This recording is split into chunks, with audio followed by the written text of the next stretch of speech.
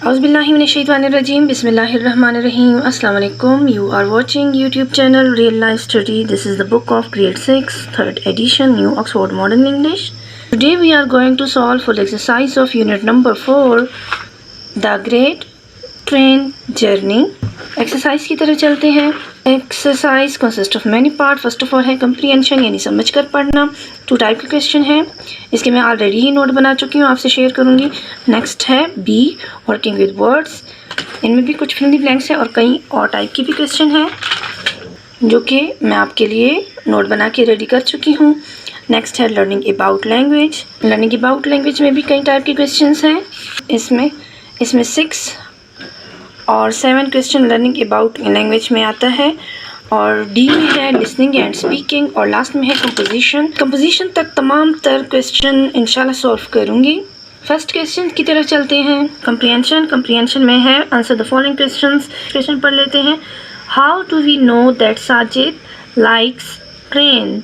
हमें कैसे पता चलता है कि साजिद को ट्रेन्स पसंद है. आंसर लिखें इसका. We know that Sajid likes trains because he spends time watching them, waving to them and wondering about the people on the trains. We learn in the 5th paragraph that he is fascinated by all trains. Fascinated का मतलब है मतवज्जा. Next question है what time of year is it. तो कौन सा time था, साल का ये कौन सा टाइम था. It was summer time. Third question है how do we know that Sajid is bored. हमें कैसे पता चलता है कि साजिद बोर हो गया. We know that Sajid is bored. हमें ऐसे पता चलते हैं कि साजिद बोर हो गया because he has been wandering about all day along and still does not know what to do with himself. D question है what sort of things make Sajid curious and how does he react to what makes him curious. Curious का मतलब है मुतजस्सिस. Sajid is made curious by things that are bolted, nailed down or in some way concealed from him, such as parcel, locked rooms, carriage door and crates. He reacts by trying to see what is inside them. Sajid को इन चीज़ों से वो मुतजस्सिस होता था, उन चीज़ों से जो बोल्ड या नेल्ड के ज़रिए बंद हों या किसी तरह इससे यानी साजिद से छुपाई गई हों. मसलन के पार्सल हो गया, बंद कमरे हो गए, क्रेट्स. इन चीज़ों के अंदर क्या है. He reacts by trying to see what is inside them. उसके अंदर क्या है, साजिद ये देखने की कोशिश करता. Next question. ई क्वेश्चन है why does Sajid think that the trees are walking. उसने ऐसे क्यों सोचा कि वो जो दरख्त हैं वो चल रहे हैं. आंसर लिखें इसका. ई का आंसर है Sajid thinks that the trees are walking. Sajid ने सोचा कि ये जो दरख्त हैं वो चल रहे हैं because he had not notice, क्योंकि उसने ये नोट नहीं किया था that the train had started moving, के जो ट्रेन है उसने चलना स्टार्ट कर लिया है. एफ क्वेश्चन है who else is in the carriage. गाड़ी में और कौन था. आंसर है इसका the man who describes himself as a hippie is in the carriage too. Hippie का मतलब है कोई स्ट्रेंज सा आदमी जो अपने आप को जाहिर कर रहा था, वो भी वहाँ मौजूद था. Next question. जी क्वेश्चन है where does Sajid say that he would like to go. Answer लिखें इसका. Sajid says that he would like to go everywhere, to England, China, Africa and Greenland. He wants to go all over the world. H question है what warning does the man give Sajid. Man ने साजिद को क्या warning दी. The man warns Sajid to keep out of site if he doesn't want to be caught. Next question. I question पढ़ लेते हैं. When Sajid thinks about his parents for the first time, what does he imagine that they will think? Answer लिखें इसका. He imagines that they will think that he had run away and been kidnapped or been involved in an accident. What presents does Sajid imagine that he will bring back for his friend? J का answer लिखें. Sajid imagines that he will bring back an African lion or a transistor radio for his friend. These questions are more challenging. Discuss them first. K question है. When Sajid thinks about his parents' reaction to his disappearance, he feels a few different emotions. What shows us that he is worried? Answer लिखें इसका. When Sajid thinks about his parents' reaction to his disappearance, he feels a few emotions. At first, he imagines that he will become famous for being the boy who disappeared. This shows that he finds the idea exciting. Later on, he feels sorry for them because he realizes that they will miss him. L question है. Why do you think the man was on the train? Answer है इसका. He had been sleeping in the carriage because it was comfortable, safe or cozy, or perhaps he was trying to get a free ride somewhere. M question. How does Sajid feel after the conversation about getting to China? Answer लिखें इसका. Sajid does not immediately to the conversation about going to China. Perhaps he is thinking about the skill he does not have. After a while, he thinks that he is not really sure if he really wants to go to strange, new, far away places. ये last question है comprehension का. And why doesn't the man tell Sajid that the train takes a circular route? Answer लिखें इसका. Answer है इसका. Because he knows Sajid will be safe, he allows him to enjoy his adventure. Look at these words. In words की तरफ देखें. यहाँ पे हमें कुछ वर्ड्स दिए गए हैं. पहले इनको देख लेते हैं. इनकी मीनिंग देख के हमें समझ आ जाएगी कि इनका क्या मतलब है, और फिर इसके रिलेटेड जो 2 क्वेश्चन है ये हम सॉल्व कर सकेंगे. तब हमें क्वेश्चन सॉल्व करने में आसानी होगी. फर्स्ट वर्ड है स्टार्व. मीनिंग है इसकी डाई फ्रॉम हंगर, यानी भूख से मर जाना. इसको क्या कहते हैं?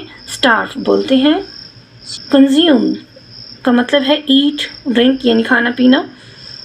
डिवार की मीनिंग है eat hungrily. Snack a small amount of food eaten between meal. Next word है nibble. Take small bites out of. ये हम टेस्ट करने के लिए कोई छोटा सा सी बाइट लेते हैं तो उसको कहते हैं निबल. बबल. नेक्स्ट वर्ड है फीस्ट. फीस्ट अ लार्ज मील, यानी बड़ा खाना. जो शादियों वगैरह में, किसी सेलिब्रेशन में, शादियों वगैरह में जो खाना होता है उसको बोलते हैं feast. That several at a party और सेलिब्रेशन में या किसी पार्टी में जो खाना होता है उसको फीस्ट कहते हैं. नेक्स्ट वर्ड है मंच. ईट, च्यू. और लास्ट वर्ड है च्यू, बाइट, ईट, यानी ये भी खाने से ही रिलेटेड है. अब हम इन मीनिंग्स की तरफ एक नज़र दौड़ाते हैं कि इसकी मीनिंग जो है डाई फॉर हंगर यानी भूख से मर जाना. बाकी सारे जो वर्ड्स हैं उसमें ईट वर्ड जो है यानी खाना, खाने की तरफ इशारा है, खाने की तरफ इशारा है. जबकि ये फर्स्ट वर्ड जो है ये डिफरेंट है. तो ऑड वन वर्ड्स कौन सा है? स्टार्व. तो which one is the odd one out? ये तो हमें पता चल गया है कि स्टार्व जो है वो ऑड वन आउट वर्ड्स है. लेकिन क्यों है इसका हम आंसर लिखेंगे. इसमें आंसर आप लिखें The odd one out in the list is starve. The reason for this is that all the other words in the list are related to eating or consuming food in some way, while starve represent the opposite. तो इसका answer क्या लिखेंगे? Y के answer में आपने ये वाला answer लिखना है. ठीक है. क्वेश्चन नंबर बी है pick 3 of the words above and use each one in a sentence. यहाँ से हमने कोई सी 3 वर्ड्स पिक करके उनके सेंटेंस बनाने हैं. अपनी ही मर्ज़ी की कोई 3 वर्ड्स चूज़ करके आपने इनके सेंटेंस बनाने हैं. मैं भी इसके नोट बना चुकी हूँ, आपसे शेयर करूँगी. सेंटेंस बनाए. Consume, he always consumes his favourite dessert after dinner, dessert का मतलब होता है मीठा। Devour, the lion will devour its prey in just a few bites. Snack, let's have a quick snack before the movie starts. Next question की तरफ चलते हैं। Next question B है वर्किंग विद वर्ड्स, लफ्ज़ों के साथ काम करना। Fill in the blanks with suitable words from the given box. हमें वर्ड्स दिए गए हैं जिनकी पुटिंग हमने एक ब्लैंक्स में करनी है। पहले सेंटेंस पढ़ लेते हैं। सून देयर वर्ड अदर ट्रैक्स और railway siding and a dash goods train. Pencil से यहाँ लिखा हुआ है, शायद अच्छे से नज़र ना आए। यहाँ पे आपने फिल करना है स्टेशनरी। कौन सा वर्ड लिखना है फर्स्ट ब्लैंक में? Stationery. Sajid felt a thrill of dash anticipation. Answer में लिखना है आपने एंटिसिपेशन। सेकंड ब्लैंक में एंटिसिपेशन ये लिखना है। सी है the number of railway lines dash crossed spread out in different direction increased. D है he was so dash that he almost fell out of the compartment astonished. E, he did not want the ticket driver asking him dash question. Answer में आपने लिखना है awkward. Last है shrugging his shoulders Sajid dash down the road to the bazaar. Answer लिखें इसका sauntered. Next question पढ़ लेते हैं। 2 क्वेश्चन है। There are many phrases in English, यहाँ पर कई सारे इंग्लिश में फ्रेजेस होते हैं। वेयर 2 वर्ड्स आर जॉइंट, जहाँ 2 वर्ड्स जॉइंट होते हैं बाय द कंजक्शन, किसके ज़रिए? कंजक्शन के ज़रिए। The order of the words and the pairing of the words is common. लफ्ज़ों के जो जोड़े बनते हैं ये कॉमन होता है। एंड इट कैन साउंड, और इसके जो साउंड होते हैं यानी उसकी जो आवाज़ होती है, unusual if they are change. In the story up and down, story में जो वर्ड दिया गया है अप एंड डाउन का, इज़ यूज ट्वाइस, 2 दफ़ा यूज़ हुआ है। We do not say down and up, हम इस तरह नहीं कह सकते कि डाउन एंड अप या और up and across. It shunted up and down, यहाँ मैंने इसकी मीनिंग लिखे हुए हैं, वाजे किए हुए। शंटेड का क्या मतलब है? रेलगाड़ी को दूसरे रास्ते पर मुंतकिल करना। Moving to, which refer to moving or transferring a train or railway carriage to a different track or path. He climbed out of the compartment and looked up and down at the platform. Here are some more common pair of words joined by a conjunction. Discuss what they means and then use them sentences of your own. जिस तरह हमें इस lesson में up and down ये word कई दफ़ा use हुआ है, इसी तरह यहाँ पे कुछ और वर्ड्स हैं। फार and wide, sooner or letter, मोर और less, loud and clear, sick and tight, save and sound. यहाँ पे और हमें ऐसे ही अप एंड डाउन की तरह की ही एग्जाम्पल के कुछ और वर्ड्स भी दिए गए हैं। हमें इनके मतलब भी समझने हैं और इनके सेंटेंस भी बनाने हैं। मैं इसके नोट बना चुकी हूँ, आपसे भी शेयर करूँगी। फार एंड वाइड की मीन्स है it means over a great distance or area. Sentence बनाए इसका। I searched far and wide for my lost keys but I couldn't find them anywhere. Next sentence बनाए sooner or later. It means that something will happen eventually at some point in time. Sentences का बनाए sooner or later. You will have to confront the reality of your situation and make a decision. Third word है more or less, approximately या nearly. More or less, I think we will be able to finish the project on time. Fourth one words है sick and tired. Meanings है इसकी fed up and exhaust यानी थक जाना, थका हुआ। I am sick and tired of studying for this exam. एक word जो loud and clear है उसका लास्ट में मैं दोबारा सेंटेंस बनाऊंगी। Safe and sound, इसकी मीनिंग है completely unharmed and free from danger. Sentence का बनाए I am so glad you made it home safe and sound. D fourth one words था loud and clear, इसका मैं भी सेंटेंस यहाँ मैंने सेंटेंस बना लिया है। मीनिंग है इसकी loud and clear की message received and understood.